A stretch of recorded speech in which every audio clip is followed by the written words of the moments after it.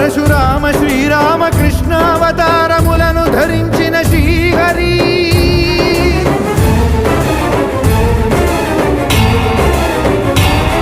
అవతారకుడం అవతారమూర్తిగా సాక్షాత్కరించి ధరింపజేయవయా